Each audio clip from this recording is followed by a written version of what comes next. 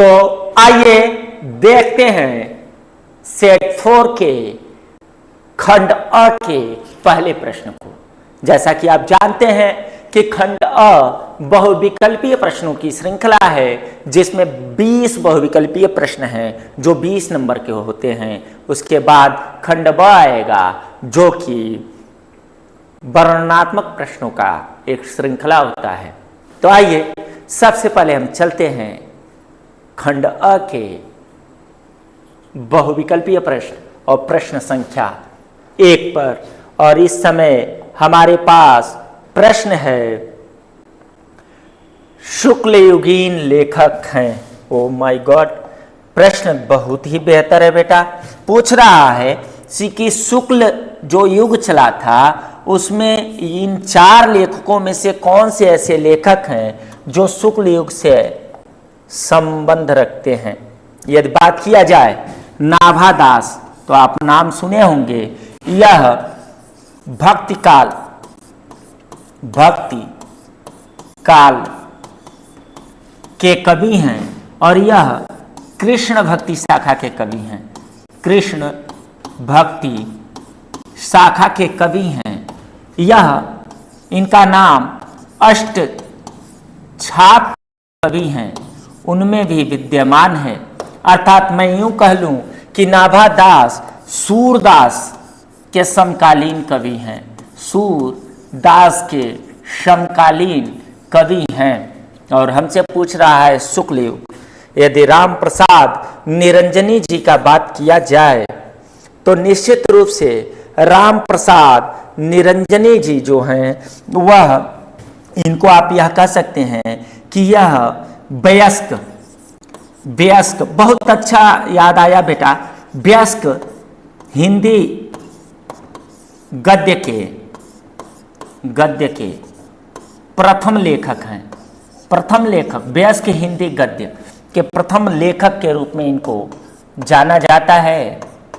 यह भी शुक्ल युग के नहीं हैं। शिवपूजन सहाय जी की बात की जाए तो निश्चित रूप से शिवपूजन सहाय जी द्विवेदी युग के रचनाकार हैं। द्विवेदी युग के रचनाकार हैं। और दौलत राम सहाय जी की यदि बात की जाए तो निश्चित रूप से मुझे यदि जहाँ तक याद है इनका जन्म 1928 के लगभग में लिख लीजिएगा, क्योंकि अभी मैं पूर्ण रूप से इस पे सहमत नहीं हूँ, कन्फर्म नहीं हूँ। यानी 1928, यानी कि जब शुक्ल युग चल रहा था, शुक्ल युग का प्रारंभ कुछ लोग 1919 या कुछ लोग जो हैं 1922 से मानते हैं। उस समय इनका भाई साहब का जन्म हुआ। इसके बाद शुक्लोत्तर युग चला और शुक्लोत्तर युग के बाद स्वतंत्रोत्तर युग चला। यदि अब 20-22 की उम्र से भी लिखना प्रारंभ किए होंगे तो निश्चित रूप से उस समय शुक्लोत्तर युग होगा। तो मेरे तो देखने में ये 4 ऑप्शन जो हैं, इन 4 ऑप्शन में एक भी ऐसा लेखक नहीं है जो शुक्ल युग का है। यदि बात किया जाए शुक्ल युग के लेखकों की तो मैं 2-4 नाम आपको बताता हूं। उससे पहले यदि इसमें छांटना हो तो मेरे हिसाब से, अर्थात देवरिया कोचिंग क्लासेस कभी भी आपको गलत आंसर की तरफ नहीं ले जाएगा। हमको लग रहा है यदि कोई दूसरा होता तो उसका चॉइस दौलत राम होता। मैं नहीं मान रहा, मैं इन 4 ऑप्शनों को गलत मान रहा हूं बेटा। इनमें से कोई नहीं मेरा आंसर होगा। क्यों? क्योंकि शुक्ल युग की यदि बात की जाए तो शुक्ल युग कहें और चाहे हम छायावाद कहें, भाई छायावाद कहें, क्योंकि शुक्ल युग से रिलेटेड जो कवि हैं वह जयशंकर प्रसाद जी भी हैं, वह पंत जी भी हैं, वह वर्मा जी यानी महादेवी वर्मा भी हैं। यदि बात किया जाए तो निश्चित रूप से निराला जी भी हैं। ये लोग कवि हैं। अब बात आया लेखक का, ये लोग कवि भी हैं, लेखक भी हैं। बात आया यहाँ लेखक का, तो मेरा आंसर होगा इनमें से कोई नहीं। और नहीं तो यदि आप किसी एक को लगाना चाहें तो दौलत राम जी के बारे में विचार किया जा सकता है। बात आता है प्रश्न संख्या 2। आप यदि मुझसे जुड़े हैं, पुष्कर सर से जुड़े हैं, देवरिया कोचिंग क्लासेस से जुड़े हैं, तो निश्चित रूप से किसी न किसी विश्वास के साथ जुड़े होंगे। यदि उस विश्वास को मैं ठोकर पहुंचाऊं, गलत जानकारी देकर आपको अपने आप को विद्वान साबित करने के तरफ ले जाऊं, तो मेरा यह मानना है कि यह दुर्भाग्यपूर्ण होगा और मैं कभी भी दुर्भाग्यपूर्ण कार्य नहीं करता। हमेशा मैं आपके लिए जीता हूँ और आप ही के लिए मुझे मर भी जाना है। मेरा यह ख्वाहिश है कि निश्चित रूप से यदि भगवान कभी मुझे बुलाएं अपने पास, तो उस समय मैं पढ़ाता रहूं, क्योंकि यह मेरा प्रिय कार्य है। दूसरे बात के तरफ चलें, प्रश्न के तरफ चलें, तो हमारे पास प्रश्न है, मोहन राकेश का नाटक है। बहुत ही बेहतर लेखक हैं बेटा मोहन राकेश जी, और मोहन राकेश जी ने बहुत ही, आप पढ़ना, बहुत ही बेहतर रचना है उनका आधे अधूरे। आधे अधूरा यह जो रचना है, निश्चित रूप से इसको मोहन राकेश जी ने ही लिखा है।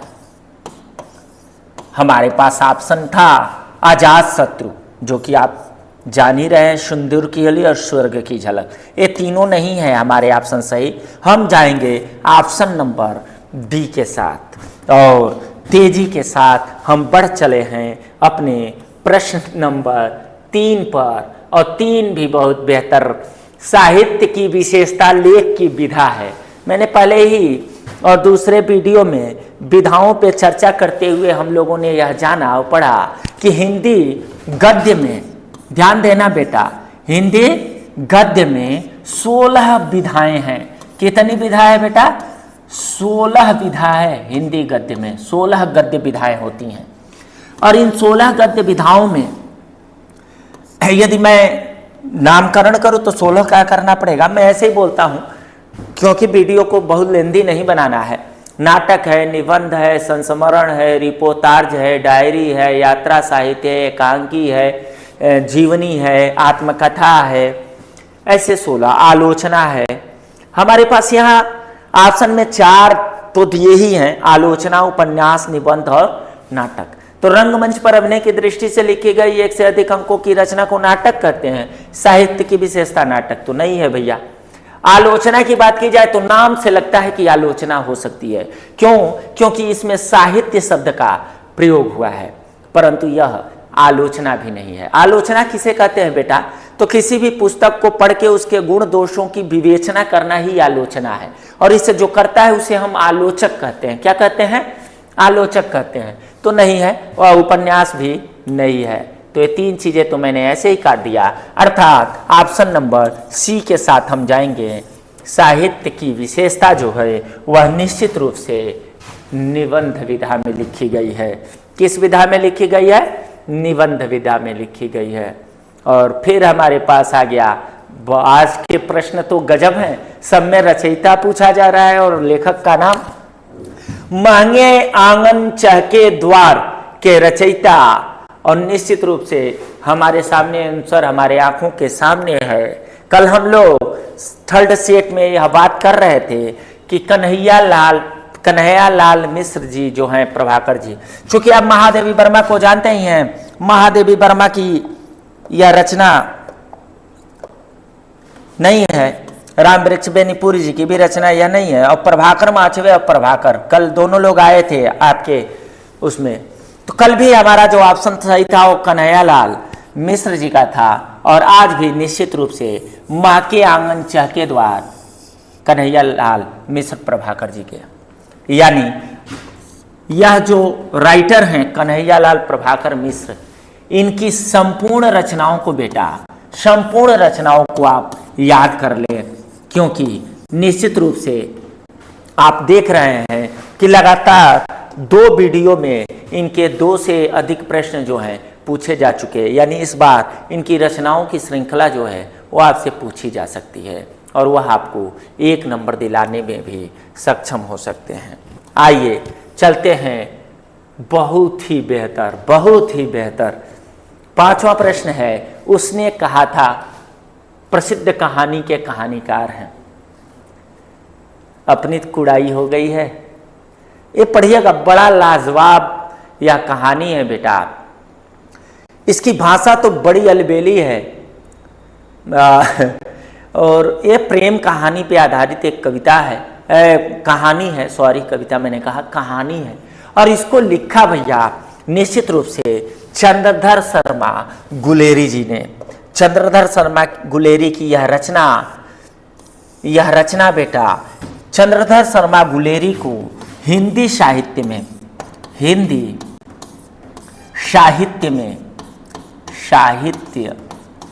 में जो भी स्थान इनको प्राप्त है वह स्थान दिलाने का कार्य जो है निश्चित रूप से इस रचना ने ही किया, क्योंकि यह रचना निश्चित रूप से प्रसिद्ध, यहाँ लिखा भी है प्रसिद्ध कहानी, निश्चित रूप से प्रसिद्ध है, केवल लिखा नहीं है, प्रसिद्धि इसको प्राप्त है। बहुत ही बेहतर रचना, समय मिले तो निश्चित रूप से इसे पढ़िएगा। हम बढ़ते हैं अपने छठे प्रश्न के तरफ, और छठा प्रश्न भी सेट नंबर 3 से मिलता जुलता है। पूछ रहा है रीतिबद्ध काव्य धारा के कवि हैं। कल हम लोगों ने बात किया था, तीसरे सेट में हम लोगों ने बात किया था कि जो रीति काल है, जो रीति काल है बेटा, वह रीति काल जो है 3 भागों में बटा, उसमें 3 तरह के कविताएं लिखी गई या रचनाएं हुई। पहला था रीतिबद्ध, दूसरा था बेटा रीति मुक्त, नहीं रीति सिद्ध, और तीसरा है बेटा रीति मुक्त। रीति मुक्त में एक मैंने नाम लिखा ही था भूषण जी का, रीति सिद्ध में मतिराम घनानंद जी, मतिराम घनानंद आदि लेखक आएंगे। और यदि रीतिबद्ध की बात की जाए तो निश्चित रूप से केशवदास कठिन काव्य के प्रेत हैं, केशवदास जी हैं। और आपको जानकर बड़ा अच्छा लगेगा, मतिराम भूषण कवि 4 भाई थे, 3 भाई रीति सिद्ध थे, भूषण भैया रीति मुक्त थे। मेरा प्रश्न था हम लोगों का कि रीतिबद्ध कवि पूछ रहा है हम लोगों से, ऑप्शन में पढ़ा जाए घनानंद जी आप जान रहे हैं रीति सिद्ध हैं, ठाकुर जी रीति सिद्ध हैं, केशव की बात आई तो यह रीतिबद्ध कवि हैं। केशवदास के बारे में भी मैंने बोला ही कि इन्हें कठिन काव्य का प्रेत कहते हैं, काव्य का प्रेत कहते हैं बेटा, कठिन काव्य का प्रेत। और केशवदास की जो रचनाएं हैं निश्चित रूप से बेहद ही सुहावनी। आपने एक पढ़ा था रचना सेट नंबर 1 में, रामचंद्रिका किसने लिखा है यदि याद हो तो निश्चित रूप से उसको केशवदास लिखा था। तो इसलिए हम ऑप्शन ए के साथ जाएंगे, रीतिबद्ध काव्य धारा के कवि। और हम चलेंगे अपने 7वें नंबर प्रश्न की तरफ। आज पता नहीं सेट नंबर 4 को क्या हुआ है कि निश्चित रूप से केवल लेखक और कवि, यानी आज का जो यह वीडियो है वह ज्ञान से भरपूर है। और निश्चित रूप से समय को बचाते हुए हम बेहतर नॉलेज ले रहे हैं और यह आपको विश्वास दिला रहे हैं कि इस वीडियो से, मैं चौथे वाले की बात कर रहा हूँ, निश्चित रूप से 4-5 प्रश्न जो हैं वह आपको प्राप्त होने वाले हैं। केवल बहुविकल्पीय की मैं बात कर रहा हूँ, आगे के प्रश्नों को अभी देखा जाएगा। प्रयोगवाद युगीन कृति है, कामायनी जयशंकर प्रसाद का है भैया, प्रिय प्रभास हरिऔध जी का है, रंग में भंग उन्हीं का है, धूप के धान। तो यहां ऑप्शन होगा धूप के धान, सही है।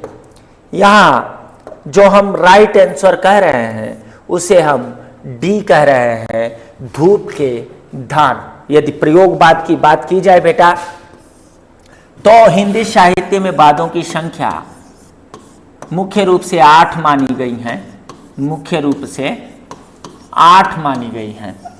और वाद का मतलब होता है, आखिर वाद किसे कहते हैं, मैंने वाद लिख दिया, वाद किसे कहते हैं, तो वाद का मतलब था उस समय आंदोलन से। निश्चित रूप से राइटरों ने आंदोलन किया।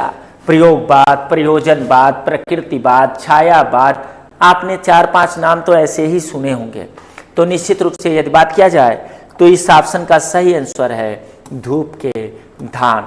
और फिर आ गया भैया रचना और रचनाकार से संबंधित ही प्रश्न। सुमित्रा नंदन पंत की रचना है।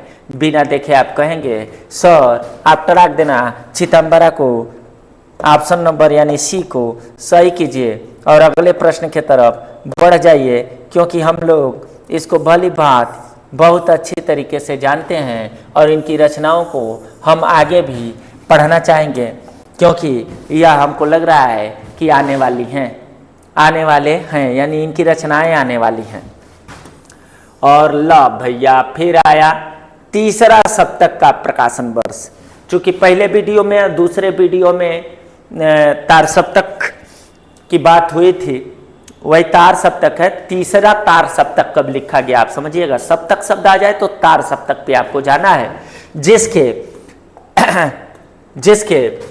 तार सप्तक के जो संपादक हैं आप जान रहे हैं आप किसे मानते हैं। आप अगेय जी को सचितानंद हीरानंद वात्स्यन अगेय जी को इसके संपादक के रूप में जानते हैं। तार सप्तक 3 भागों में तो ज्ञानपीठ संस्था के द्वारा प्रकाशित हुई और इसका चौथा भाग भी बाद में इन्हीं अगेय जी के द्वारा ही संपादित किया गया। हमें यहाँ तीसरे का पूछ रहा है, तो तीसरे का पूछ रहा है तो आप कहेंगे कि सर तीसरा जो है वह 1959 ईस्वी में लिखा गया था। कब लिखा गया था? 1959 ईस्वी में, और पहला 1943 ईस्वी में। तो सर आप काहे नहीं ऑप्शन नंबर बी को सही करके और प्रश्न नंबर 10वां के तरफ आगे बढ़ रहे हैं। मैं भी आपके साथ हूं और 10वां के बाद हम 10वां प्रश्न को पढ़ रहे हैं कि गंगा लहरी किसकी रचना है। और निश्चित रूप से जब गंगा है और लहरी है तो पद्माकर भैया को हम भूल नहीं पाएंगे। यह प्रभाकर माचवे जी नहीं है, यह प्रभाकर जी हैं, कवि हैं और निश्चित रूप से बहुत ही बेहतर। किस काल के होंगे बेटा? किस काल के होंगे? गंगा लहरी लिखने वाले जो लेखक हैं पद्माकर जी, वह किस काल के कवि होंगे? तो आप यहाँ देख रहे हैं भूषण जी रीतिकाल, मतिराम रीतिकाल, देव रीतिकाल, पद्माकर जी भी रीतिकाल के ही कवि हैं। पद्माकर जी भी रीतिकाल के कवि हैं और निश्चित रूप से इनकी रचना गंगा लहरी बहुत ही प्रसिद्ध है। और हम अब आप लोगों के सहयोग से प्रश्न नंबर 11 पे पहुँचे और प्रश्न नंबर 11 हमारे लिए रस लेकर आया है, आनंद लेकर आया है, हास्य रस का अस्थाई भाव है। निश्चित रूप से सेकेंड जो सेट था उसमें भी हमसे हास्य रस का अस्थाई भाव ही पूछा था और आपने कहा था कि हंसी हंसी भाजे देख दुल्हा दिगंबर के, पाहुन जे आवे हिमांचल के उछा से, शीश पर गंगा हंसे भुजनी भुजंग हंसे, हास ही को दंगा भयो नंगा के विवाह में। तो निश्चित रूप से हास्य रस का अस्थाई भाव हास होता है, हास्य रस का अस्थाई भाव हास होता है। चूंकि विस्मय जो है, विस्मय का अर्थ ही होता है आश्चर्य, आश्चर्य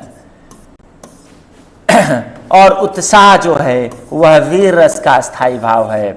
और बात किया जाए जुगुप्सा का, घृणा का, तो आप जान रहे हैं कि यह घृणा से जुगुप्सा कहें या घृणा, इसे विभत्स रस, विभत्स कहते हैं। क्या कहते हैं भैया? विभत्स। तो यहाँ ऑप्शन आप सी को सही करेंगे और कहेंगे कि सर क्वेश्चन नंबर 12 की तरफ ले चलिए।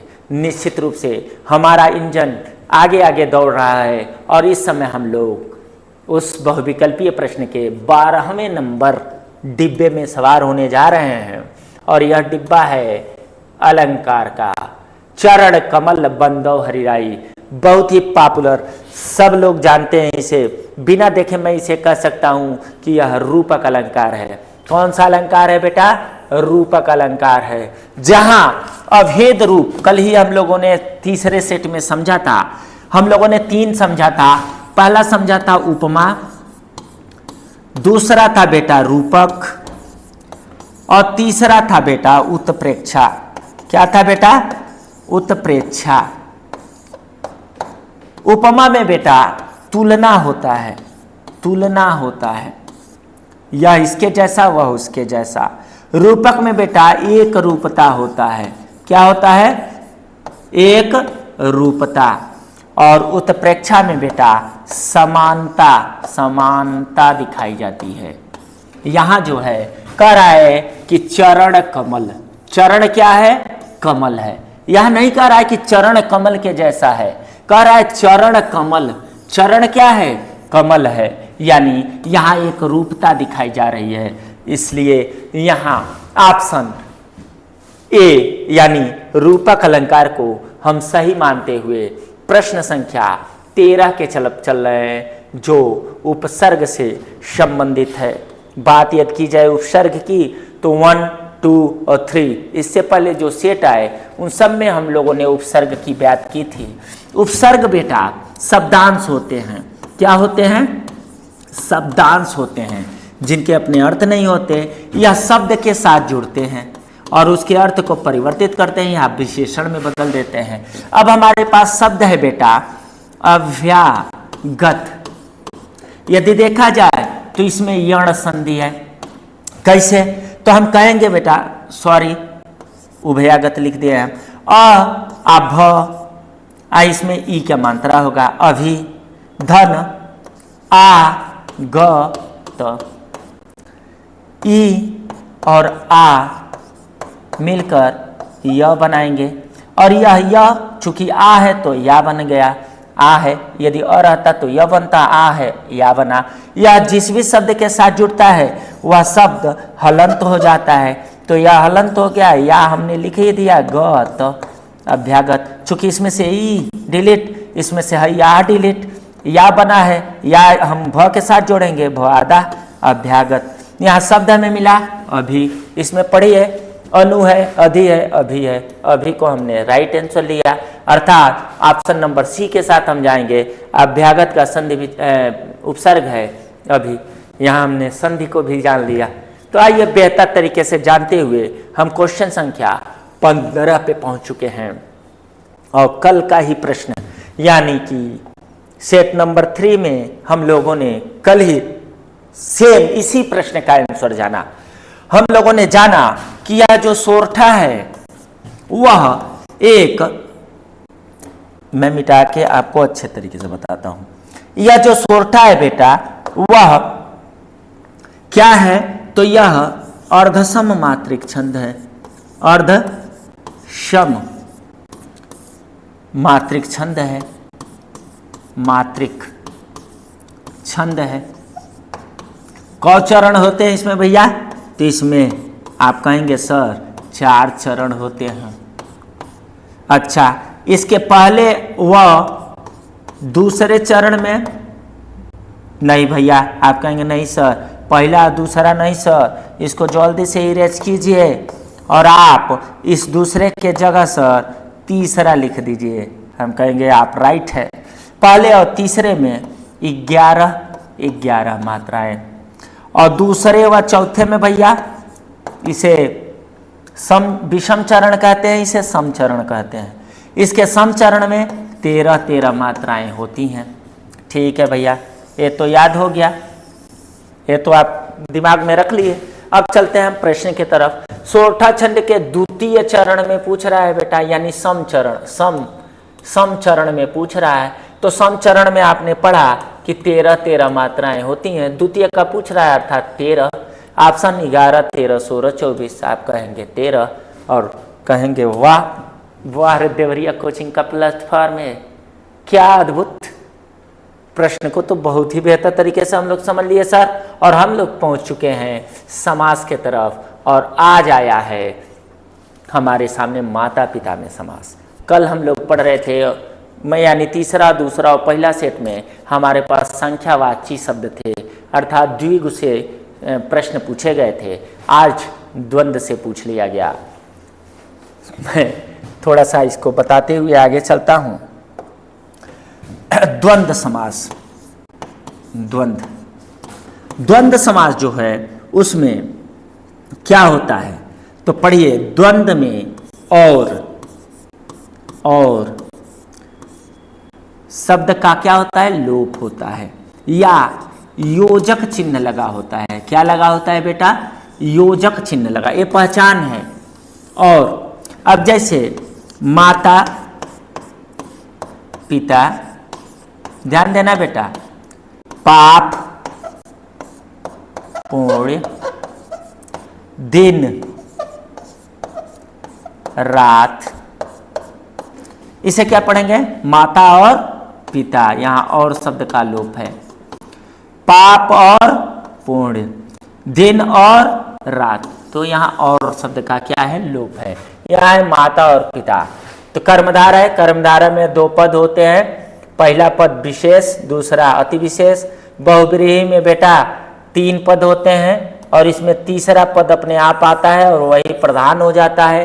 द्विगु में क्या होता है बेटा, तो द्विगु में जो है वह संख्यावाची, पहला पद क्या होता है, संख्यावाची होता है, और द्वंद्व में और शब्द का लोप होता है। इसलिए आप ऑप्शन नंबर डी के साथ जाएंगे और कहेंगे कि सर ले चलिए हमें 16 नंबर के प्रश्न पर, और 16 नंबर का प्रश्न पर्यायवाची से है। याद करने का वस्तु है, अमृत का पर्यायवाची पूछ रहा है। तो अमीय हलाहल मद भरे श्वेत श्याम रत्नार। अमीय, अमीय का मतलब होता है बेटा अमृत। अमीय हलाहल, जोवन, जोवन मने युवावस्था, पावन का आप जान ही रहे हो, पवित्र। अमीय मने अमृत और प्रिय मने प्रिय। तो आप ऑप्शन नंबर सी के साथ जाएंगे और हम प्रश्न संख्या 17 पर पहुंचेंगे। तीन ही ऑप्शन यहाँ दिया हुआ है, चौथा ऑप्शन लिखा नहीं गया है। निश्चित रूप से युष्मत चतुर्थी एक वचन का रूप है और ऊपर ही लिखा है, मैं क्या बताऊं, तुभ्यम।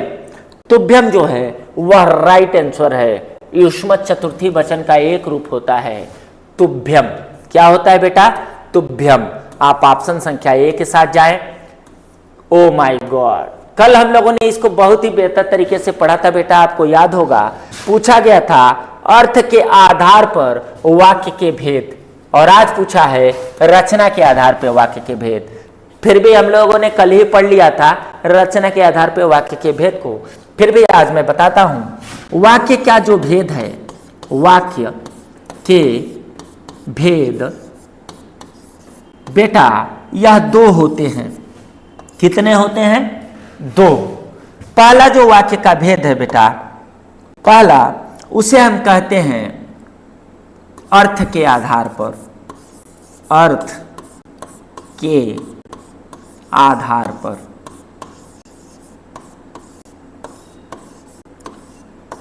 और दूसरा जो है बेटा वह है रचना के आधार पे।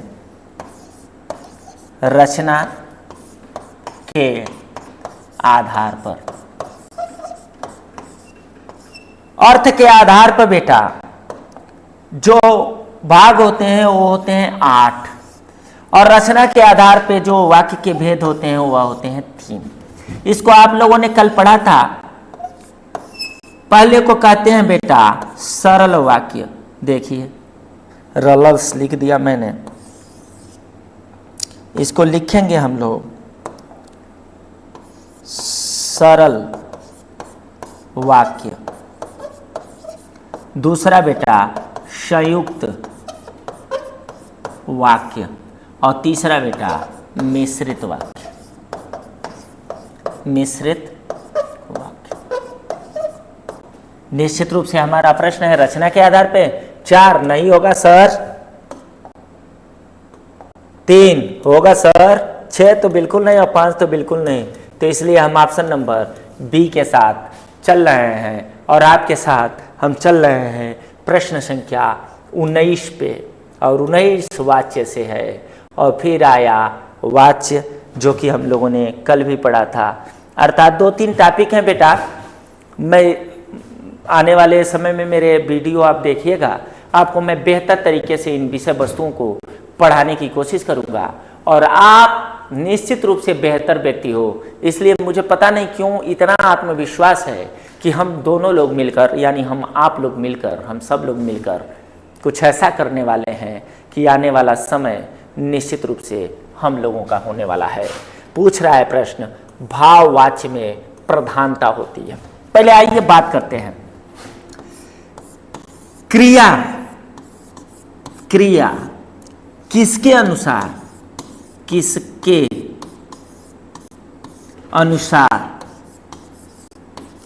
अनुसार चलती है, यानी कार्य करती है, कार्य करती है, यही बताने का काम जो है वह किसका है बेटा? यह बताने का काम किसका है? वाच्य का। किसका है बेटा? वाच्य का। अब क्रिया वाच्य जो होते हैं वह 3 प्रकार के होते हैं। कितने प्रकार के होते हैं बेटा? 3 प्रकार के। कहेंगे आप कौन? तो पहला आप कहेंगे कृतिवाच्य। आइए,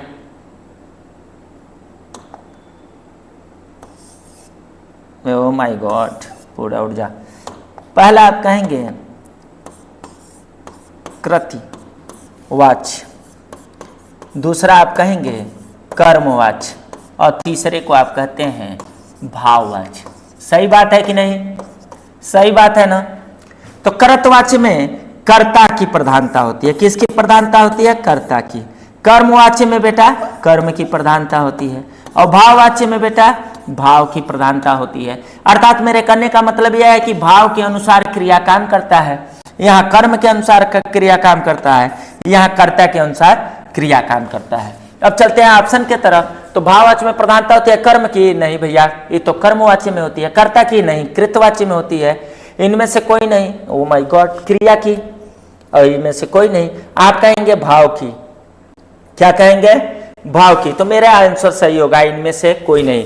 क्रिया की नहीं, क्रिया के अनुसार ही तो वाच्य क्या करता है? काम करता है। तो मैं क्रिया का तो कभी नहीं कहूंगा, तो मैं जाऊंगा इनमें से कोई नहीं की तरफ, क्योंकि भाववाच्य, भाव की ही प्रधानता होती है। विकारी पद के भेद कल भी हम लोगों ने पढ़ा था। निश्चित रूप से हर सेट जो है आपको और बलवान और बलवती और बलवान करने जा रहा है। हम लोगों ने पढ़ा था कि शब्द जो है वह प्रयोग के आधार पे, किस आधार पे बंधो? प्रयोग के आधार पे। किस आधार पे भाई? प्रयोग के आधार पे 2 प्रकार के होते हैं। कौन कौन से? तो विकारी, बोलते रहिए आप भी, विकारी। विकारी का मतलब होता है बेटा, विकारी का जो मतलब होता है वह होता है परिवर्तनशील, यानी कि जिसके लिंग, वचन और कारक परिवर्तनशील हों, वह क्या होंगे? विकारी। विकारी जो है बेटा 4 प्रकार के होते हैं, आपको बताया जा चुका है। पहला है बेटा संज्ञा, दूसरा है बाबू सर्वनाम, तीसरा है बेटा क्रिया, चौथा है बेटा विशेषण, और बचे 4 जो हैं वह किस में जाएंगे? अविकारी में, कव्य। तो 4 यहां पढ़ा जाए। विकारी पद के भेद हैं 3 ना, 6 ना, 8 ना, 4, यानी ऑप्शन संख्या डी के तरफ आप जाएंगे। और हम इस तरीके से, बहुत ही बेहतर तरीके से हम लोग आज खंड अ को समझे हैं, अर्थात बहुविकल्पीय प्रश्नों का हम लोगों ने आंसर जाना। बेटा अब हमारा अगला कदम है खंड ब के तरफ, और खंड ब जो है वह वर्णनात्मक प्रश्नों की एक श्रृंखला होती है, जिसमें हमें गद्यांश पढ़ते हुए गद्यांश से रिलेटेड प्रश्नों का उत्तर देना होता है, पद्यांश पढ़कर पद्यांश के, संस्कृत पढ़कर उसका अनुवाद करना होता है, एक श्लोक लिखना होता है, निबंध और पत्र। तो इन चीज़ों को हम लोगों ने 3 सेट में बहुत ही बेहतर तरीके से पढ़ा है। आज के भी इस सेट में हम लोग बहुत ही बेहतर तरीके से पढ़ने जा रहे हैं, अर्थात पिछली सेटों में जो हमसे छूट गया होगा जो समझाने का तरीका रहा होगा उससे आज कुछ बेहतर, कुछ हटके, कुछ बेहतर तरीके से हम समझने की क्या करते हैं, कोशिश करते हैं। क्यों? क्योंकि कोशिश करने वालों की कभी हार नहीं होती और लहरों से डरकर कभी नौका पार नहीं होती। निश्चित रूप से ना आप डरने वाले हैं और ना हम डरने वाले हैं, हम और आप मिलकर इतिहास रचने वाले हैं, इतिहास रचने वाले हैं। आइए चलते हैं। बहुत तेज चल रहा है यार, ये हम लोगों से भी तेज चल रहा है। तो आइए थोड़ा सा इसे नीचे करते हैं और हम शुरू करते हैं खंड ब को, जो कि गद्यांश आधारित प्रश्न है। और हमने बताया कि कभी भी गद्यांश को बेहतर तरीके से पढ़ा जाए और गद्यांश को पढ़ते वक्त जो हमें अच्छा लगे उसे अंडरलाइन कर लिया जाए, क्योंकि बाद में प्रश्नों को ढूंढते वक्त या प्रश्न को आंसर करते वक्त वो चीजें जो हैं गद्यांश में जो छुपी हुई बेहतर बातें हैं वो हमारे सामने उपस्थित हो सके। तो आइए गद्यांश पढ़ते हैं। यह अश्वरोही, बाप रे बाप, घोड़ा, घोड़ा पे चलने वाला अवाक खड़ा था। बुढ़िया के प्राण पक्षी अनंत में उड़ गए, यानी एक वृद्ध औरत है वो मर गई, एक घोड़ा से जा रहा आदमी था रुक गया। वहां एक अष्टकोण मंदिर बना था। अष्टकोण मंदिर मतलब बेटा जिसके 8 कोण हो। कितने कोण हो? अष्टकोण, 8 कोण हो। अष्टकोण मंदिर बना था, अष्टकोण मंदिर। और उस पर शिलालेख लगाया गया था। शिलालेख उस पे लगाया जाता है बेटा जिस पे लिखा होता है कि किसने बनवाया, क्या बनवाया है, उस मंदिर के बारे में आप जो जानकारियां देते हैं उसे शिलालेख बोलते हैं। क्या बोलते हैं? शिलालेख। मेरी एक कविता भी है शिलालेख से संबंधित कि आपके नजर में हमारी एक अलग धारणा बना दी गई है, सबकी फोटो मोम की अब मेरी पत्थर की लगा दी गई है। सबकी फोटो मोम की और मेरी पत्थर की। मोम बेटा बहुत देखने में सुंदर होता है, पत्थर को कौन देख रहा है? तो सबकी फोटो मोम की और मेरी पत्थर की लगा दी गई है। एक दिन सभी मोम पिघलकर समाप्त हो जाएंगे और मेरा क्या है? मेरा नाम पुष्कर है। आगे चलकर हम भी शिलालेख खोलेंगे। तो निश्चित रूप से आगे चलिए। शिलालेख लगाया गया। सातों देश के नरेश, ध्यान देना बेटा, गया कौन सा देश? सातों देश के नरेश हिमायूं ने यही एक दिन विश्राम किया था। एक दिन इस शिलालेख पे लिखा था कि हिमायूं ने यहाँ क्या किया था? विश्राम किया था। उनके पुत्र अकबर ने इनकी स्मृति में यह गगनचुंबी मंदिर बनवाया था। उस पे लिखा था कि यह जो अष्टकोण मंदिर है वह इस अकबर के द्वारा बनाया गया है और उनके जो पिता थे हिमायूं, वो एक दिन यहाँ क्या किए थे? रुके हुए थे। अकबर ने बनवाया था, पर उसमें ममता कहीं का नाम नहीं। पर उसमें ममता कहीं का नाम नहीं। लेकिन उस मंदिर में बेटा ममता नाम की कोई चीज ही नहीं थी। वहां ममता निश्चित रूप से नहीं था। आप बहुत ही लेसन बेहतर है बेटा, आपका चैप्टर है, चूंकि अभी मैं खोल नहीं रहा हूं, आपको निश्चित रूप से इसको मैं दिखाने की कोशिश करूंगा। आप मुझे सुनते रहिए। अभी मैंने आपको एक कविता सुनाया था, अपनी एक कविता कि आपके नजरों में मेरी एक अलग धारणा बना दी गई है, सबकी फोटो मोम की और मेरी पत्थर की लगा दी गई है। अरे एक दिन सभी मोम पिघलकर खत्म हो जाएंगे, विलीन हो जाएंगे और हमारा क्या है? हमारा नाम ही पुष्कर है। एक दिन हम शिलालेख खोलेंगे। शिलालेख को बहुत जल्दी मिटाया नहीं जा सकता बेटा। इसमें 3 प्रश्न है। प्रस्तुत गद्यांश का संदर्भ लिखना है, जो हर बार हमने पहले वीडियो से दूसरे, तीसरे और आज चतुर्थ वीडियो में खड़े हैं। मैंने कहा है कि जो महत्वपूर्ण चैप्टर है बेटा, संदर्भ तो आपको याद करना पड़ेगा और एक अंडरलाइन जो लाइन है उसकी व्याख्या करनी है, वो आसान है। और दूसरा एक उसी से रिलेटेड, पहला ही जो है जो संदर्भ से रिलेटेड प्रश्न है उसे आपको पढ़ना पड़ेगा और इसमें से पकड़ना पड़ेगा। मैं पकड़ा हूं ममता, मैं इन पूरे पैराग्राफ में एक सेंटेंस पकड़ा हूं ममता, और इस कंप्यूटर ने भी अभी पकड़ा था ममता को ही। अब पता नहीं कौन सा चैप्टर है, आगे चलते हैं। आप कहेंगे सही सर आप तो देख के बोल रहे हैं, लेकिन ऐसा कुछ है नहीं, क्योंकि यहाँ लिखा भी है ममता। संदर्भ सुनिएगा इन तीनों प्रश्नों के आंसर। प्रस्तुत गद्यांश हमारी पाठ्य पुस्तक गद्य खंड संकलित ममता नामक पाठ से लिया गया है। जिसके लेखक जयशंकर प्रसाद जी हैं। मैंने क्यों कहा ममता, मैं बता देता हूं, आप पे मत कहिएगा, चूंकि आपके जो चैप्टर हैं विषय वस्तु है, उसमें ममता नामक एक चैप्टर है जिसको जयशंकर प्रसाद ने लिखा है। पहली बात ये मैं जानता हूं। दूसरी बात, जब बात हो रही है शिलालेख की, अष्टकोण मंदिर की, हुमायूं की, अकबर की, और उसमें अंतिम लाइन जो आ रहा है उसमें ममता की बात की गई है, एक बुढ़ी ऊपर मड़ी और नीचे ममता की बात की जा रही है। तो यदि इन सब चीजों के बाद भी ममता की बात हो रही है तो यानी उस पूरे प्रकरण का जो मुख्य भाग है वह ममता है। इस बात से मैंने उसकी पहचान की। आगे चलते हैं। दूसरा प्रश्न था कि किसने बनवाया, तो अकबर ने अपने पिता हुमायूं के मंदिर बनवाया। अकबर के पिता हुमायूं ने यहाँ एक दिन विश्राम किया था। यह मतलब गगनचुंबी है, मैंने बहुत बड़ी है, अष्टकोण है, ठीक है। अब अंडरलाइन यानी रेखांकित शब्दों की हमें व्याख्या करनी है। तो मुगलों व पठानों के बीच हुए चौसा के युद्ध में, बहुत अच्छा बेटा, ये बहुत अच्छा, ये भूमिका है, उसका अर्थ तो दिया ही है, लेकिन यह क्या है, भूमिका। और ये बहुत बेहतर तरीके से इस आंसर को देवरिया कोचिंग क्लासेज ने बेटा तैयार किया है, जो आपके लिए है। हमारा यह उद्देश्य कि आपसे जो पूछ रहा है आप आंसर को कुछ इस प्रकार दें कि जो कॉपी आपका चेक करने वाला हो उसे यह महसूस हो कि आप उस बारे में बहुत ही बेहतर जानते हो। तो हम उसकी घटनाक्रम को ही यहाँ सजोकर आपके सामने माले के रूप में प्रस्तुत कर रहे हैं। मुगलों व पठानों के बीच, मुगलों और पठानों के बीच में बेटा, या एसएसटी का सवाल भी हो जाएगा, एक युद्ध हुआ था जिसे कहते हैं चौसा का युद्ध, ठीक है बेटा। इसमें मुगल बादशाह हुमायूं, ध्यान देना बेटा, शेर शाह से पराजित हो गए। यानी इस चौसा के युद्ध में कौन जीता बेटा, शेर शाह जीत गए, शेर शाह जीत गए। हुमायूं हार गए होकर अपने प्राणों की रक्षा के लिए ममता की झोपड़ी में आश्रय लिया।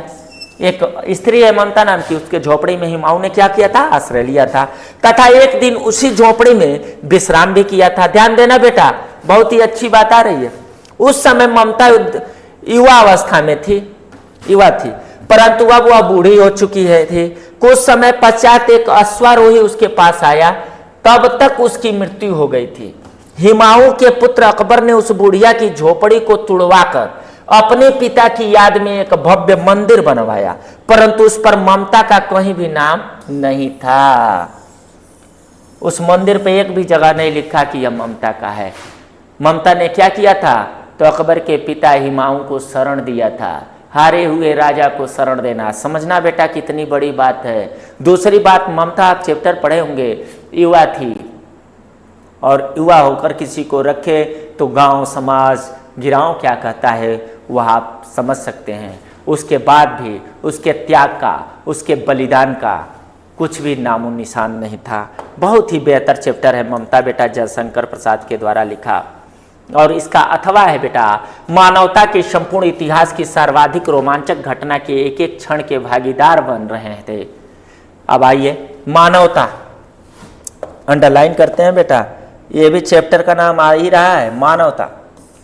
मानवता के संपूर्ण सर्वाधिक रोमांचक घटना का एक एक क्षण के वे भागीदार बन रहे थे। उत्सुकता और कौतूहल के कारण अपने अस्तित्व से ही बिल्कुल बेखबर हो गए थे। कौन? युग युग के किस देश और जाति ने चंद्रमा पर पहुंचने के सपने नहीं सजोए। आज इस धरा के हो दो ना मानव उन सपनों को सच कर दिखाने के लिए कृत संकल्प थे। कौन से दो मानव, कौन से दो मानव? आइए संदर्भ में पढ़ते हैं। प्रस्तुत गद्यांश का संदर्भ लिखना है। मानव इतिहास की महत्वपूर्ण घटना कौन सी है बेटा? तो आपने यहाँ पढ़ा, उत्सुकता और कौतूहल के यहाँ पढ़ा, युग युग के किस देश और जाति ने चंद्रमा पर पहुंचने के सपने नहीं सजोए। आज इस धरा मानव उन सपनों को सच कर दिखाने के लिए कृत संकल्प है। यानी कहाँ पहुंचाना चाह रहा है? चंद्रमा पे। और भैया आप लोग तो पहुंच भी चुके हो। अभी अभी आज ही सुधांशु शुक्ला जी जो हैं भारत आए हुए हैं, गए थे अंतरिक्ष में रहे थे, तब से हुआ वहीं थे, नासा के पास अमेरिका में थे। आज आए हैं, प्रधानमंत्री जी से उनकी मुलाकात हुई, उनको रिसीव करने के लिए दिल्ली की मुख्यमंत्री भी गई थी। बहुत ही गर्व की बात है। आइए, यदि बात किया जाए संदर्भ की बेटा, तो मैंने इसीलिए वहां नहीं बताया, कहा कि आगे आपको उसमें मिलेगा। पानी में चंदा और चांद पर आदमी, पानी में चंदा और चांद पे आदमी, जस प्रकाश भारती जी की बहुत ही अच्छी रचना है बेटा। आप समझ सकते हैं, हम पानी में ही चांद को देखकर तरह तरह के सपने बिलोकते हैं, और आज बहुत सारे लोग चंद्रमा पर से घूमकर आ गए।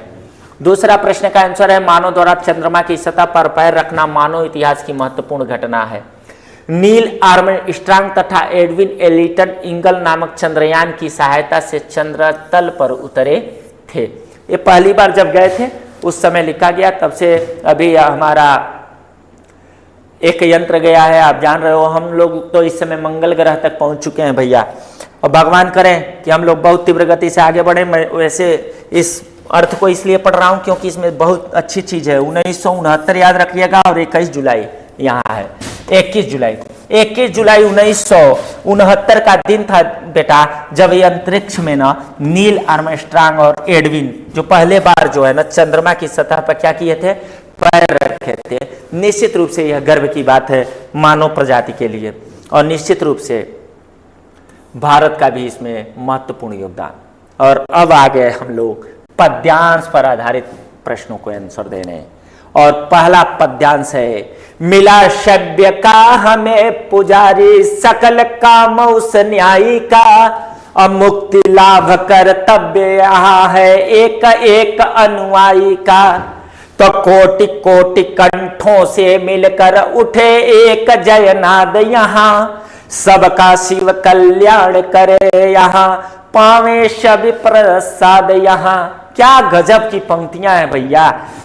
मिला शब्य का हमें पुजारी सकल काम उस न्याय का, गजब के प्रश्न हैं। आइए इसके संदर्भ व्याख्या को हम पढ़ते हैं। यह बेटा मैथिली शरण गुप्त के द्वारा लिखा, मुझे पेन उठाना पड़ेगा, मैथिली शरण गुप्त के द्वारा लिखा भारत माता क्या यह मंदिर से लिया गया है, जिसको लिखा है यहाँ मैथिली शरण गुप्त जी ने। और व्याख्या सुनिएगा भैया। कवि कहता है, कौन कहता है भैया, कवि कहता है, कवि कहता है कि भारत माता के विस्तृत आंगन रूपी क्षेत्र में व्यक्तियों को बंधुत्व की भावना एवं भाईचारे की भावना स्थापित करनी चाहिए। कवि ने भारत माता के सच्चे सपूत की पहचान बताते हुए कहा है, किसकी पहचान है बेटा, सच्चे सपूत की। भारत माता के सच्चे सपूतों की क्या पहचान होनी चाहिए। अभी इस वीडियो में मैंने कलयुग की पहचान बताई, ये मानव की पहचान यानी मानवता से परिपूर्ण व्यक्ति की पहचान बता रहे हैं। सांप्रदायिकता की स्थिति उत्पन्न होती है तब भारत माता की असहनीय पीड़ा को समझने वाला व्यक्ति उसका सच्चा सपूत होता है। कवि आगे कहता है कि भारत माता के सभी बच्चों को मिलकर अपने सुख दुख को बांटना चाहिए, जिससे प्रेम और बंधुत्व की भावना उजागर होगी तथा सबका कल्याण संभव होगा। कवि कहता है कि भारत माता को महात्मा गांधी जैसे सपूतों की आवश्यकता है। महात्मा गांधी जैसे अहिंसा के पुजारी ने अपने सेवा भाव से समस्त भारतीयों को स्वतंत्रता एवं न्याय दिलाने का कर्तव्य। अहिंसा का पुजारी अपने सेवा भाव, क्या गजब है बेटा। गांधी जी का अनुसरण करने वाले प्रत्येक व्यक्ति ने भारत माता की स्वतंत्रता के लिए संघर्ष एवं बलिदान किया। निश्चित रूप से गांधी जी ने स्वतंत्रता के लिए अपने मातृभूमि के लिए जो किया वह बेटा उसका गुणगान जितना कम किया जाए वह कम है। कुछ इस समय आलोचक भी मौजूद हैं जो उनकी बुराइयां करते हैं, वह बहुत अभी बच्चे हैं। गांधी को समझना इतना आसान नहीं। गांधी व्यक्ति नहीं है बेटा, विचारधारा है। जब गांधी की हत्या हुई तो मुझे 2 लाइन याद आ गया। लिखा है कि यह गांधी जमी वालों ने जब तेरी कदरें कम कर दी, उठाकर ले गए तुमको जमी से आसमां वाले। मरा नहीं गांधी, गांधी को आसमान वाले ले गए, चल भाई हमारे यहाँ चल, यहाँ तो तुम्हारा इतना बड़ा काम करने के बाद भी कोई पूछने वाला ही नहीं है।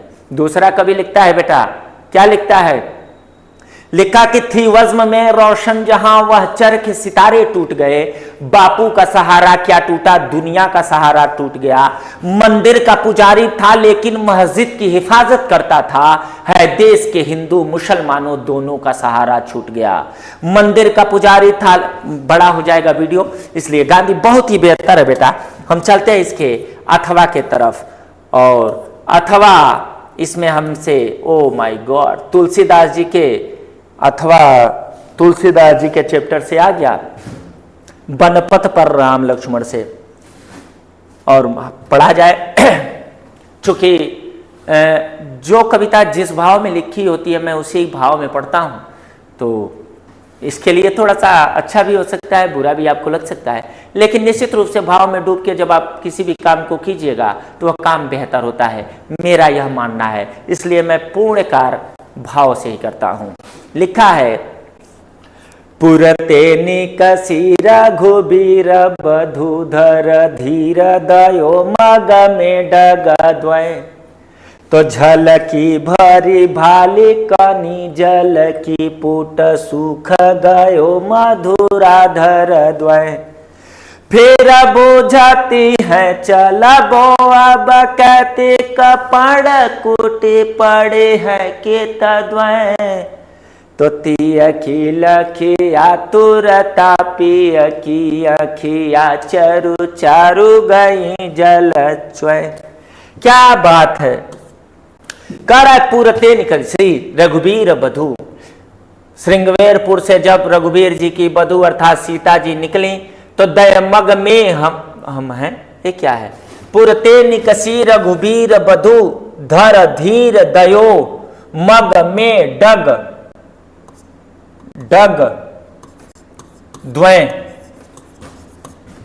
जय दो डेग उन्होंने रखा, झलकी भरी भाल कनी जल की, उनके ललाट पे जो है ना पसीने की बूंदें झलकने लगी, पुट सूख गयो मधुरा, पुट उनके ओष्ठ और सोष्ठ दोनों क्या हो गए, सूख गए, मधुराधर द्वय, जो अधर जो हैं जो रस से भरे हुए हैं वह अधर सूख गए, फिर बूझती हैं, पूछत नहीं है, बूझती हैं, तुलसीदास जी लिखे हैं बूझती हैं, फिर अपने में विचार कर रही हैं, समझ रही हैं कि चलबो अब कहते कि कितना दूर और चलना पड़ेगा, पाड़ कुटी पढ़िए कि तो हमारी कुटिया कहाँ पड़ेगी, हमारा विश्राम स्थल कहाँ होगा, कौ डेग चलिए भैया, 2 डेग, लेकिन लिखा तुलसीदास ने, गोस्वामी बाबा ने, और अंतिम लाइन, तिय की लख आतुरता पिय की, उस तिय ने स्त्री, अपने स्त्री की आतुरता को देखकर उनके जो पिय हैं अर्थात राम की अति चारु चली गई, अखिया उनकी जो अखियां हैं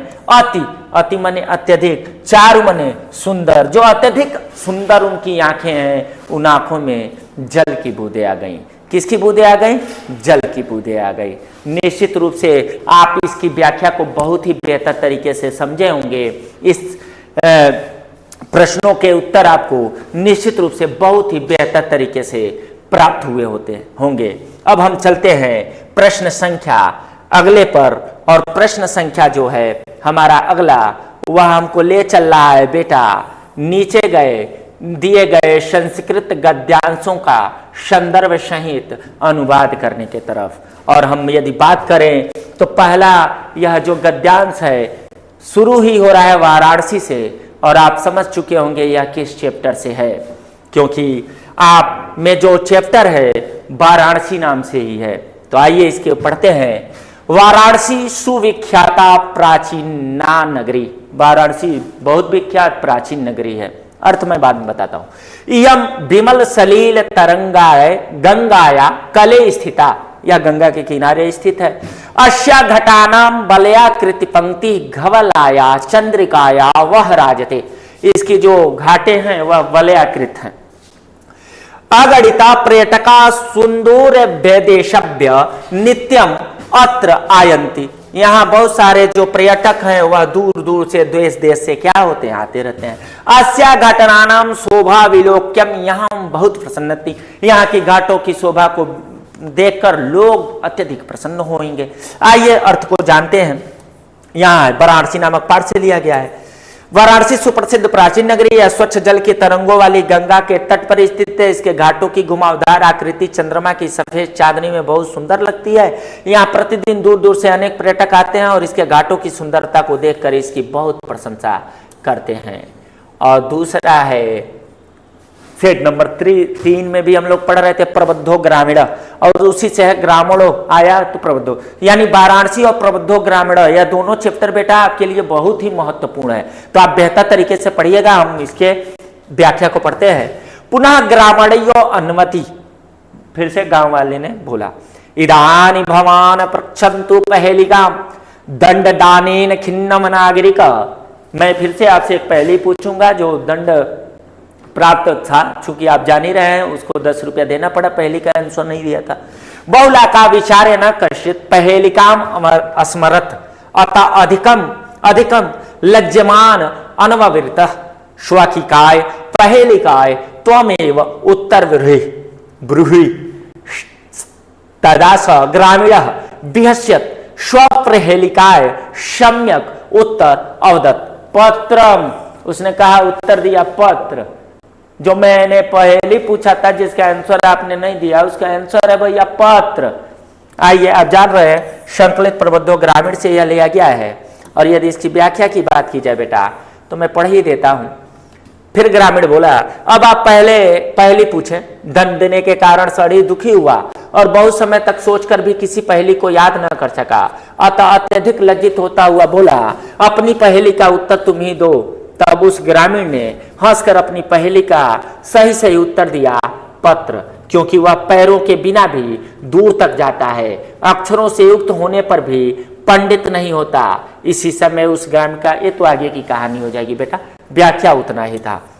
यदि बात करें अपने अगले प्रश्न की तो आप जान नहीं रहे हो, श्लोक आएगा और उस श्लोक का हमें क्या बताना पड़ता है, अनुवाद करना पड़ता है। न वे ताड़नात् तापनाद वहीन मध्य न वे विक्रयात क्रेशमानो हम स्म सुवर्णस्य मैं मुख दुख तदेकम यतो मां जना गुज्जायतो लक्ष्यन्ति। प्रस्तुत श्लोक हमारी पाठ्य पुस्तक में अच्छा अनियोक्ति विलास से यह लिया गया है बेटा, और इसका उत्तर भी पढ़ ले, अनुवाद भी पढ़ ले। न तो पीटे जाने से, न अग्नि में तपाए जाने से, और न ही बेचे जाने से मैं यानी स्वर्ण खुद कह रहा है, सोना स्वयं कह रहा है कि मुझे मारा जाए, अग्नि में तपाया जाता है या बेचा जाता है, इससे मैं दुखी नहीं हूं। मुझे सोने के दुख का सबसे बड़ा कारण तो यह है कि लोग मुझे रत्ती यानी घुघुनी से तौलते हैं। रत्ती सोना जिससे तौला जाता है बेटा, रत्ती उसे बोलते हैं। ओका सलाम, मेरा इतना मोल है, मुझे तौला जा रहा है रत्ती से। मुझे तो कष्ट इस बात की है। सोने का अर्थात मेरे दुख का कारण तो एक ही है कि मेरी तुलना किसी तुच्छ वस्तु से की जाती है, अर्थात गुणवान व स्वाभिमानी व्यक्ति को कष्टों को सहने में इतनी पीड़ा नहीं होती जितनी मानसिक पीड़ा उसके स्वाभिमान को ठेस लगने से होती है। किससे लगती हो बेटा? ठेस लगने से। इसके अथवा को पढ़ोगे तो लिखा, आप दो दूरगामीश्च साक्षरो न च पंडित अमुख अस्फुटक वक्ता चयो जानति सह पंडित। सेम वही है पहेली बेटा जिसका ऊपर आपको प्रबुद्धो ग्रामीण ने आपने पढ़ा, जिसका उत्तर था पत्र। क्या बेटा? पत्र। और आपने वहां इसका अनुवाद भी पढ़ा, लेकिन मैं पढ़ देता हूं। अनुवाद, बिना पैर वाला लेकिन दूर तक जाता है, अक्षर युक्त है लेकिन पंडित नहीं है, मुख नहीं है किंतु स्पष्ट बोलने वाला है, जो इसे जानता है वह पंडित है। आपको इसका उत्तर दीजिए क्या भैया? पत्र। अब आया बेटा खंडकाव्य, और निश्चित रूप से मैंने आपको पहले ही बताया है कि आप खंडकाव्य, जो भी खंडकाव्य आपको आपके डिस्ट्रिक्ट में, आपके जिला में लग रहा है, उस खंडकाव्य के महानायक का चरित्र चित्रण और साथ ही उनमें जो सर्ग निहित है, उन सर्ग का बेटा आप सारांश निश्चित रूप से पढ़ लें। इनमें से दोनों प्रश्न आने ही आने हैं और आप बेहतर इसके लिए नंबर पाने वाले हैं। आप सभी को मेरे तरफ से पहले ही शुभकामनाएं हैं। बात आती है जीवनी की। कल यानी तीसरे सेट को जब आप देख रहे होंगे बच्चों, तो निश्चित रूप से उसमें जयशंकर प्रसाद जी मौजूद थे।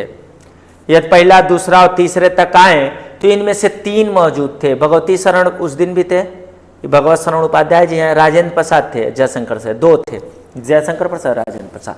तो मैंने पहले ही कहा है कि आप 3 रचनाएं, 3 जीवन परिचय याद कीजिए, गद्य के, और 3 आप याद कीजिए पद्य के, आप बेहतर करेंगे। तो जीवन परिचय है, मैं थोड़ा सा आपको बताते हुए चलता हूं। आज आपके सामने नया थोड़ा, जैसे मैं कहा कि जयशंकर को ही बार बार देवरिया कोचिंग क्लासेस का मत है कि एक ही चीज को थोड़ा सा रिपीट ना किया जाए। अब चूंकि सेट बना हुआ है यूपी बोर्ड का पहले का सेट है, तो उसमें मैं प्रश्नों के साथ कोई छेड़छाड़ हमारा नहीं है, लेकिन हम उत्तर को तो बेहतर तरीका करके पढ़ ही सकते हैं, लिख ही सकते हैं। तो हमने यहाँ जयप्रकाश भारती जी को ले लिया है। और जयप्रकाश भारती जी का जो जन्म है बेटा वह 2 जनवरी 1936 में हुआ था। आप समझ गए, आधुनिक युग में भैया हुए। और ये अपने यहाँ के ही हैं, उत्तर प्रदेश के हैं और ये मेरठ जिले के हैं। खड़ी हिंदी बोली। आगे चलते हैं। इनके पिता का नाम था बेटा रघुनाथ सहाय, जो कि मेरठ के प्रसिद्ध क्या थे, एडवोकेट थे और कांग्रेस के लीडर भी थे। यदि बात की जाए इनकी पढ़ाई की तो इन्होंने बीएससी किया था, साइंस से पढ़े हुए हैं, ध्यान रखिएगा बेटा। छात्र जीवन से ही इन्होंने अपने पिता को अनेक प्रकार की सामाजिक गतिविधियों में भागीदारी बनते हुए देखा था, इसलिए यह भी उधर बहुत लचीला थे। निशुल्क प्रौढ़ रात्रि पाठशाला का इन्होंने क्या किया बेटा, संचालन किया। और हिंदी साहित्य के लेखों को प्रस्तुत करने में इन्होंने विशेष सफलता एवं यश की प्राप्ति इन्होंने किया था। यह एक महान साहित्यकार हुए और यह 69 बेटा 69 की आयु में 5 फरवरी 2005 को संसार से विदा लेकर चले गए। यदि बात करें हम काव्य के तरफ चले तो काव्य में हमारे पास मैथिली शरण गुप्त, बिहारी, समित्रानंद पंत और अशोक वाजपेयी। इसमें अशोक वाजपेयी नए हैं, नहीं तो आप तीनों जीवन परिचय को भली बात क्या करते हो, जानते हो और समझते हो। बिहारी को यहाँ रिपीट किया गया। आप बिहारी, तुलसी और मैंने बताया था मैथिली शरण गुप्त थे कि कौन थे, इन 3 का याद रखिए, एक आएगा। आप मैथिली शरण को ही याद रखिए, ऐसा मत समझिएगा कि सर कंफ्यूज हो गए। किन्हीं भी 3 जिनमें तुलसी बिहारी को आप शामिल कर लीजिए, एक कोई और याद कर लीजिए, एक जीवन परिचय आपको मिलने वाला है। तो यदि बिहारी जी की बात की जाए तो इनकी भी थोड़ी सी बात करनी पड़ेगी बेटा। इनका जन्म 1595 में हुआ था। ध्यान देना, बसुआ गोविंदपुर गांव में इनका जन्म हुआ था। आचार्य केशव दास से इन्होंने ना काव्य शास्त्र की शिक्षा प्राप्त की थी। किससे बेटा, केशव दास। सभी आप पढ़ रहे थे कठिन काव्य के प्रेत, केशव दास से इन्होंने शिक्षा लिया था। काव्य शास्त्र में बहुत पारंगत हो गए थे, काव्य शास्त्र बहुत पारंगत थे।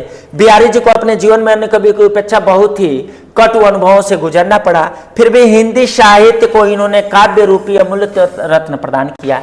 बिहारी, ये बहुत जरूरी है बेटा, जयपुर नरेश, याद रखना, मिर्जा राजा जय सिंह के आश्रित कवि थे, यानी राजा के दरबार में थे, राजा के लिए लिखते थे।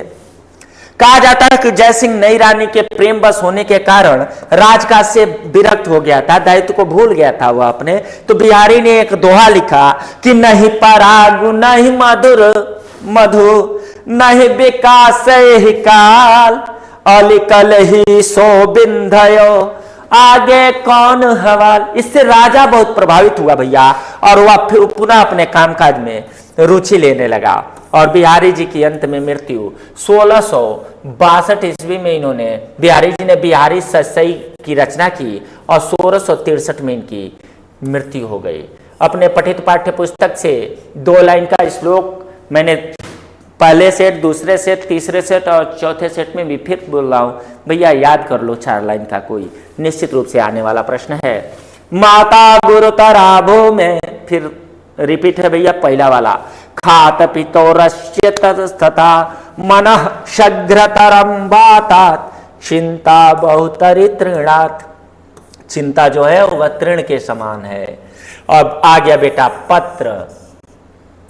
अब आया भैया हमारे सामने पत्र, और हमें लिखना है प्रधानाचार्य के पास पत्र, और हम चौथे दिन लगातार पत्र के फॉर्मेट को पढ़ने जा रहे हैं। मैंने कल भी कहा था कि यह ऊपर वाली जो भाग होती है सबसे पहले, सॉरी यहाँ तक, यहाँ हम लोग क्या लिखते हैं बेटा, तो पता लिखते हैं जहाँ हमें पत्र भेजना है, पत्र भेजने का पता।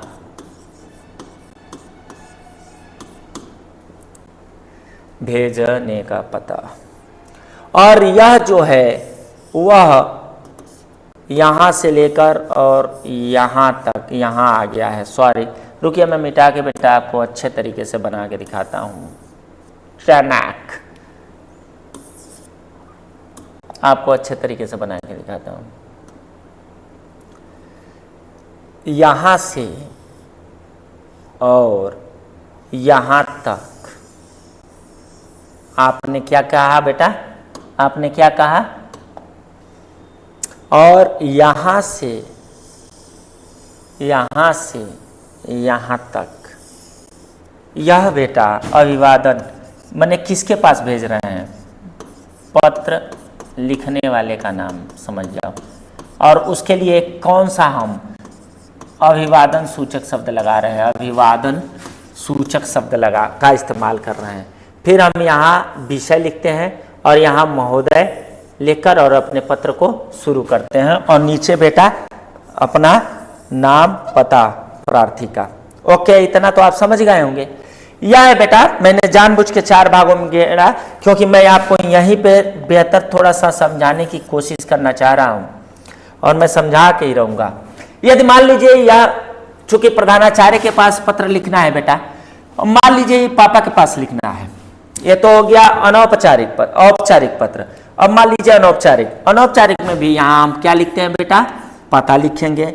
यहाँ जो हम लिख रहे थे बाबू अभिवादन सूचक शब्द, इसके जगह पे हम आदरणीय, प्रिय या स्नेह या स्नेहिल में से कोई शब्द का इस्तेमाल करेंगे।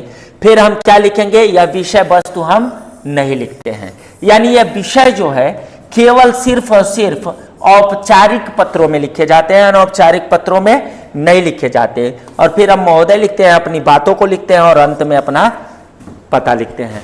तो निश्चित रूप से आप समझे होंगे कि पत्र का फॉर्मेट क्या है। चूंकि आज चौथा बार पत्र के फॉर्मेट को आपके सामने रखा जा रहा है, तो आप बहुत ही बेहतर तरीके से समझे होंगे। यहाँ है बेटा ए मित्र को पत्र है, बात वही है, आप समझ ही गए। औपचारिक और अनौपचारिक हम एक ही जगह दोनों हम लोगों ने समझा और निश्चित रूप से बेहतर आपने समझा।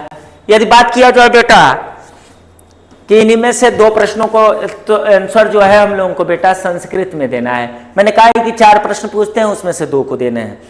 आइए, अलेक्जेंड्रा की यासित, ये चैप्टर बहुत अच्छा जा रहा है। कल भी पूछ रहा था कि किससे युद्ध हो रही है। अलेक्जेंड्रा का आशित दुराग्रह कुत्र नास्ति भूमे गुरुतरम कीमा अस्ति, ऊपर अभी पढ़ा आपने। कूपा किमर्थ दुख्यम अनुभवती, कूप क्यों दुख का अनुभव करता है? कि गहराई के कारण, नीचाई के कारण।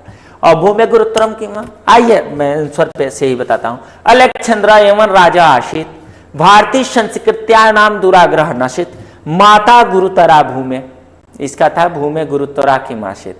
अहम निरंतरता नीचम असीम, यही विचार कूप दुखम अनुभवती, यही विचार जो है कि हम हमेशा नीचे देखे जाते हैं, उसको कष्टदायी था।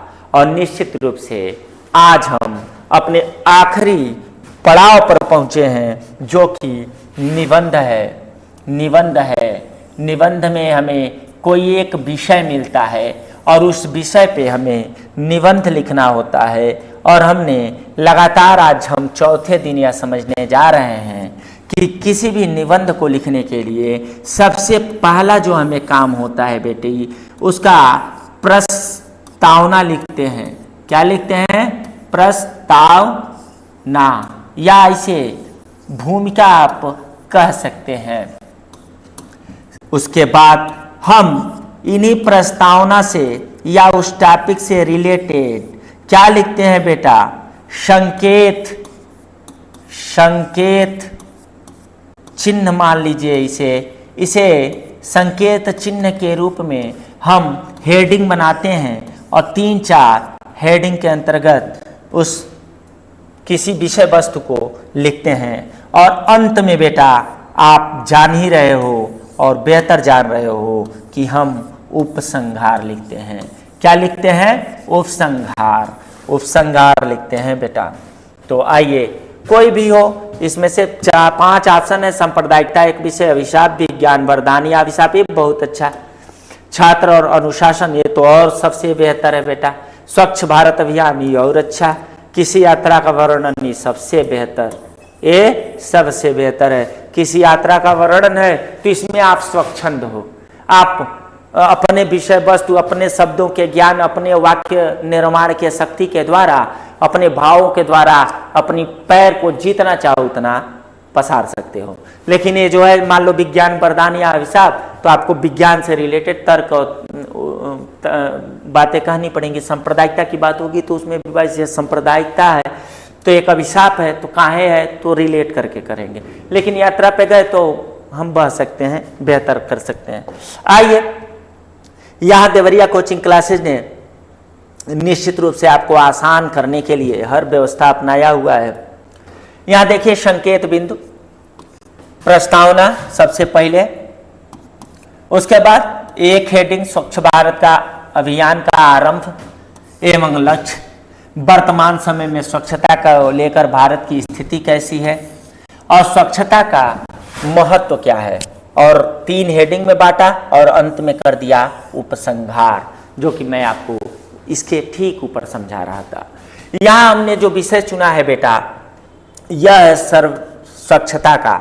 यहाँ साफ साफ लिखा है स्वच्छ भारत अभियान का आरंभ है और लक्ष्य, पहला हेडिंग बना दिया, दूसरा तीसरा यहाँ जो हेडिंग है, और उसके अंतर्गत डालते हुए हमने क्या किया, अपने विषय वस्तु को प्रस्तुत किया। यहाँ है प्रस्तावना, यहाँ पहला हेडिंग, यहाँ दूसरी हेडिंग बेटा। आगे बढ़ते हैं, यह देखिए आपके सामने मौजूद है यह तीसरी हेडिंग, और यहाँ अंत में उपसंहार, और यहाँ हमारा निबंध होता है खत्म। और निश्चित रूप से इस निबंध के साथ आप यह कह सकते हैं कि हमारा आज का यह चौथा सेट भी पूर्ण होता है।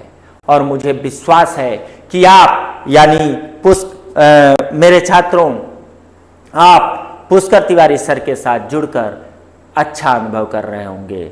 आप पहले से ज़्यादा अपने आप को इस देवरिया कोचिंग प्लेटफॉर्म पर आकर निश्चित रूप से तेज महसूस कर रहे होंगे, और यह विश्वास दिलाया जा रहा है, चूँकि यह मेरा हिंदी विषय है, लेकिन आप यदि इस प्लेटफॉर्म पे जुड़े हैं तो आपको फिजिक्स की बात की जाए, मैथ की बात की जाए, मैं हिंदी में बोल देता हूँ, भौतिक की बात की जाए, गणित की बात की जाए, रसायन की बात की जाए, सामाजिक विज्ञान की बात की जाए, बायोलॉजी हिंदी में जीव विज्ञान की बात की जाए,